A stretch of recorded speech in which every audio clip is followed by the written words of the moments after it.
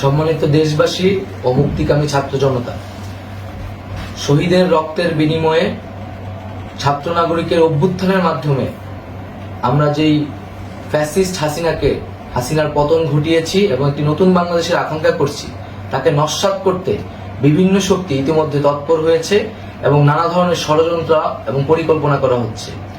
আমরা মুক্তিকামী ছাত্র জনতার পক্ষ থেকে স্পষ্টভাবে বলতে চাচ্ছি যে এই বাংলাদেশকে ফ্যাসিবাদী রেজিম থেকে মুক্ত করার জন্য এবং একটি নতুন বাংলাদেশ, জনগণের বাংলাদেশ প্রতিষ্ঠার জন্য সকল ধরনের ষড়যন্ত্রকে নস্যাৎ করার জন্য, প্রতিহত করার জন্য বাংলাদেশের ছাত্র জনতা কিন্তু সদা প্রস্তুত রয়েছে।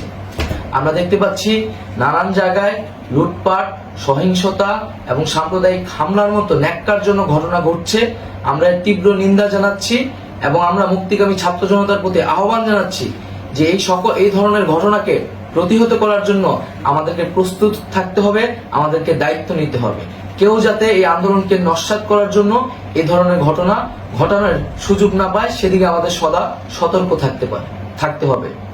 আমরা আরো দেখতে পাচ্ছি যে রাষ্ট্রপতি গতকাল বলেছিলেন যে অনতিবিলম্বে তিনি জাতীয় সংসদ বিলুপ্ত করবেন, কিন্তু আমরা এখনো দেখছি যে একটি অভ্যুত্থানের পরেও এই ফ্যাসিস্ট হাসিনার জাতীয় সংসদ রয়ে গেছে।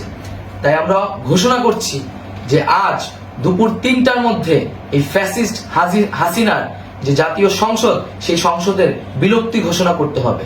যদি আজ বিকাল ৩টার মধ্যে এই জাতীয় সংসদের বিলুপ্তির ঘোষণা না আসে, তবে আমরা কঠোর কর্মসূচি দিতে বাধ্য থাকব।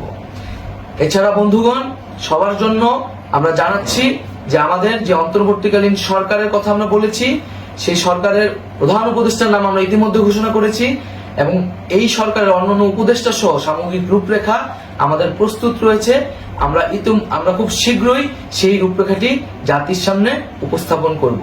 আমরা বাংলাদেশে স্থিতিশীলতা চাচ্ছি, সমাজে ন্যায় বিচার চাচ্ছি, সেজন্য কার্যকর পদক্ষেপ নিতে হবে এবং তার প্রথম পদক্ষেপটি হতে হবে এই জাতীয় সংসদ ভেঙে দেওয়া।